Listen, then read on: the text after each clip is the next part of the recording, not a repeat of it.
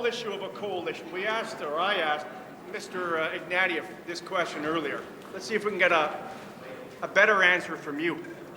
If we get into a campaign and we start hearing from the Prime Minister that if at the end of the campaign, if he wins a Tory minority, and if he alleges that the next day you folks will try and form a coalition with the Liberals, can you tell us now, before the thing even begins, that if he wins a minority, you will respect that and you would not entertain even the possibility of a coalition? Well, of course, if I held that attitude, then I wouldn't have attended a meeting to which I was invited by Mr. Harper when he was the Leader of the Opposition and Mr. Martin had been recently elected.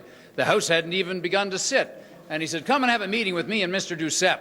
And let's make sure the Governor-General understands that Mr. Martin doesn't necessarily get to be the Prime Minister just because he has the most seats.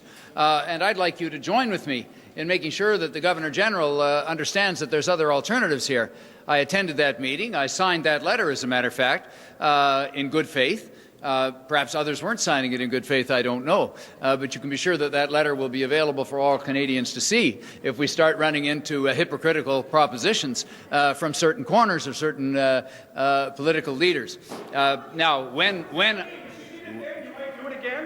look, I have said, and maybe I'm the only one to have been crystal clear on this, I will work to ensure that the ideas that we present in the campaign have the best possible chance of being implemented by the Parliament through a majority of members of Parliament standing up in support of them. That means I will reach out to other parties, as I always have. I'm hoping, of course, to have the most seats of any of these parties in the next House. So I'm telling you what I will do if I'm the leader of the largest party in the House of Commons, or if I'm the leader of a party of whatever size Canadians decide to provide for us in this House back here.